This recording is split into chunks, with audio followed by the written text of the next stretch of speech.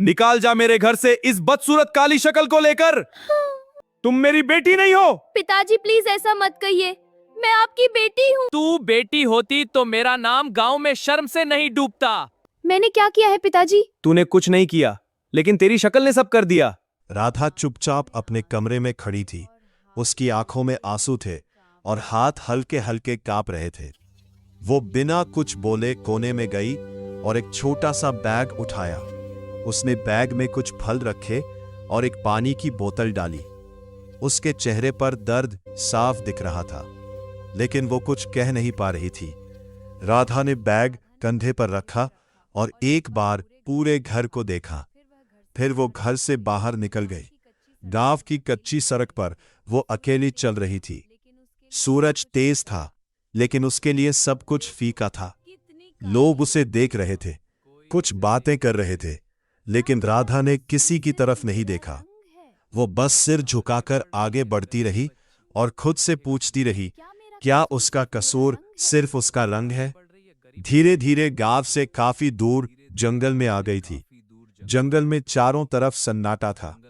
राधा धीरे धीरे चल रही थी। उसके कदम थके हुए थे, लेकिन रुकने की कोई जगह नहीं थी। जंगल के अंदर आगे बढ़ रही थी। उसके कदम भारी थे और सांसें थकी हुई थी। वो बार बार अपने आंसू पोंछ रही थी, लेकिन दर्द कम नहीं हो रहा था। चलते चलते वो एक जगह रुक गई और पानी की बोतल से एक घंट लिया। मुझे मेरे काले वो रंग खुद की से वजह धीरे से बोली, कोई नहीं चाहता। मुझे मेरे काले मैं रंग की अकेली वजह हूँ। से कोई नहीं चाहता। मैं अकेली हूँ। तभी उसे दूर से हल्की आवाज सुनाई दी। राधा चौंक गई और चारों तरफ देखने लगी। जंगल में सन्नाटा था, लेकिन आवाज फिर से आई। वो धीरे धीरे उस दिशा में बढ़ी। थोड़ी दूर जाने पर उसने देखा कि एक पेड़ के पास कोई जमीन पर पड़ा है। राधा डरते हुए पास गई और झुककर देखा एक लड़का बेहोश पड़ा था। उसके कपड़े फटे हुए थे और चेहरा मिट्टी से सना हुआ था। राधा घबरा गई और धीरे से बोली, सुनो, तुम ठीक हो? कोई जवाब नहीं आया। राधा ने उसे हल्के से हिलाया, आंखें खोलो, क्या हुआ तुम्हें? लेकिन लड़का बेहोशी था। राधा कुछ पल के लिए रुक गई, फिर उसने अपने बैग से पानी की बोतल निकाली। उसने थोड़ा पानी उसके चेहरे पर डाला। वो कांपती आवाज में बोली, उठो प्लीज। वह कुछ समझ नहीं पा रहा था और चारों तरफ देखने लगा। राधा ने राहत की सांस ली और बोली, तुम ठीक हो? क्या हुआ तुम्हें? लड़का कमजोर आवाज में बोला, मैं यहां कैसे आया? मुझे कुछ याद नहीं। राधा ने उसे सहारा देकर बैठाया और अपने बैग से कुछ फल निकालकर उसके सामने रखे। ये फल खा लो, तुम्हें थोड़ा बेहतर महसूस होगा। पहले ये खा लो, तुम्हें ताकत चाहिए, उसने धीरे से कहा। लड़का धीरे धीरे फल खाने लगा। कुछ ही पलों में उसके चेहरे पर थोड़ी ताकत आ गई। वह राधा की तरफ देखकर बोला, तुम कौन हो और यहां क्या कर रही हो? राधा की आंखें फिर भर आई। वह कुछ पल चुप रही, फिर धीरे से बोली, मुझे मेरे घर से निकाल दिया गया क्योंकि मैं काली हूं। ये सुनकर लड़का चुप हो गया। उसके चेहरे पर हैरानी थी और आंखों में दर्द भी। वह कुछ बोल नहीं पाया। राधा ने जल्दी से कहा, तुम चिंता मत करो, मैं चली जाऊंगी यहां से। लेकिन लड़का धीरे से बोला, रुको। राधा रुक गई और उसकी तरफ देखा। लड़का कमजोर आवाज में बोला, तुमने मेरी जान बचाई है। राधा कुछ नहीं बोली, बस खड़ी रही। जंगल में फिर सन्नाटा हो गया। लड़का धीरे धीरे फल खा रहा था। उसके हाथ अभी भी कांप रहे थे, लेकिन अब उसके चेहरे पर थोड़ी जान लौट आई थी। वो राधा को ध्यान से देख रहा था, जैसे कुछ समझने की कोशिश कर रहा हो। राधा चुपचाप बैठी थी। उसकी आंखें अभी भी नम थीं। वो बार बार अपने बैग को देख रही थी, जैसे उसे यकीन नहीं हो रहा हो कि वो अब सच में अकेली है या नहीं। लड़का धीरे से बोला, तुम सच में अकेली हो? राधा ने सिर हिलाया। अब मेरे साथ कोई नहीं है। उसकी आवाज बहुत धीमी थी, लेकिन दर्द साफ सुनाई दे रहा था। लड़का कुछ पल चुप रहा, फिर बोला, मुझे भी कुछ याद नहीं। मैं कौन हूं, यहां कैसे आया, कुछ नहीं पता। राधा ने उसकी तरफ देखा। तुम्हें अपना नाम भी याद नहीं?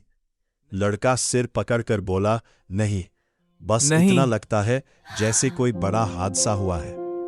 राधा ने धीरे से पानी की बोतल आगे बढ़ाई।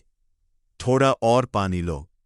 लड़का पानी पीते हुए थोड़ा शांत हुआ। जंगल से बाहर निकलते निकलते शाम होने लगी थी। राधा और लड़का दोनों धीरे धीरे एक कच्चे रास्ते पर चल रहे थे। लड़का अब भी पूरी तरह ठीक नहीं था, लेकिन राधा उसका सहारा बनकर चल रही थी। लड़का बीच बीच में अपना सिर पकड़ लेता था, जैसे उसके दिमाग में कुछ यादें टूट टूट कर आ रही हो। मुझे कुछ याद आ रहा है। थोड़ी देर बाद दूर से घोड़ों की आवाज आने लगी। राधा घबरा गई। कोई आ रहा है, हमें छुपना चाहिए। कोई आ रहा है, लड़का कमजोर आवाज में बोला, हमें छुपना चाहिए। लेकिन तभी सामने से सैनिकों की टुकड़ी दिखाई दी। एक सैनिक चिल्लाया, वहां है, राजकुमार मिल गए, वहां है। राधा एकदम जम गई। लड़का भी चौंक गया। राजकुमार सैनिक तेजी से पास आए और झुककर बोले, राजकुमार, हम आपको ढूंढ रहे थे पूरे महल में। मैं राजकुमार हूं। लड़का कुछ समझ नहीं पा रहा था। मैं राजकुमार हूं, सैनिकों ने कहा। जी हां। तभी घोड़े पर एक बुजुर्ग व्यक्ति आया, राजा का मंत्री। उसने गुस्से और राहत दोनों के साथ कहा, राजकुमार, आप यहां कैसे पहुंचे? पूरा महल परेशान था। लड़का धीरे से बोला, मुझे कुछ याद नहीं। मंत्री ने राधा को देखा और तुरंत कहा, ये लड़की कौन है? मैंने इन्हें जंगल में पाया था। ये सच बोल रही है। अगर ये नहीं होती तो मैं जिंदा नहीं होता। मंत्री कुछ पल चुप रहा। आपको तुरंत महल चलना होगा। राधा ने धीरे से कहा, मैं अब चलती हूं। लेकिन राजकुमार ने कहा, नहीं, तुम मेरे साथ चलोगी। मंत्री ने तुरंत टोका, यह सही नहीं है। राजकुमार कुछ ही देर बाद राधा और राजकुमार दोनों राजमहल की ओर चल दिए। महल के बड़े दरवाजे खुले। भीतर राजा और रानी पहले से परेशान बैठे थे। जैसे ही राजकुमार अंदर आया, रानी दौड़ कर आई, मेरा बेटा। लेकिन जैसे ही उनकी नजर राधा पर पड़ी, उनका चेहरा बदल गया। ये कौन है? राजा ने सख्त आवाज में पूछा। तुम इसे यहां क्यों लाए हो? राजकुमार ने शांत होकर कहा, इसने मेरी जान बचाई है। राजा का चेहरा गुस्से से भर गया।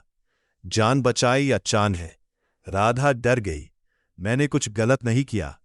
राजा ने सख्त आदेश दिया, इसे बाहर निकालो, इसे बाहर निकालो, महाराज, इसे बाहर कृपया। निकालो। मेरी बात सुनो, इसे राधा तुरंत की यहां से आंखें हटाओ। भर मुझे आई। मत भेजो। लेकिन तभी राजकुमार ने जोर से कहा, अगर ये जाएगी तो मैं भी यहां नहीं रहूंगा। पूरा महल सन्न रह गया। राजा का गुस्सा अब भी शांत नहीं हुआ था। राधा एक कोने में खड़ी थी। उसकी आंखें नीचे झुकी हुई थी। राजकुमार उसके सामने खड़ा था। लेकिन तभी अचानक राजा का चेहरा बदल गया। वो अपने सीने पर हाथ रखकर लड़खड़ाने लगे। पानी रानी घबरा गई। राजा साहब, राजकुमार दौड़ कर गया। पिताजी। लेकिन राजा धीरे धीरे जमीन पर गिर पड़े। पूरा महल हिल गया। राजकुमार ने सख्त आवाज में कहा, पहले राजा साहब को बचाओ। मदद कीजिए। राधा ने बिना देर किए कुछ जड़ी बूटियों का इंतजाम करवाया। उसने पास की रसोई से कुछ चीजें मंगवाई और वही राजा का इलाज शुरू किया। थोड़ी देर बाद राजा की सांसें स्थिर होने लगी। रानी रोते हुए बोली, यह लड़की सच में देवदूत है। राजा धीरे धीरे होश में आया। कहानी अच्छी लगी तो धन्यवाद दोस्तों, मिलते हैं अगली वीडियो में।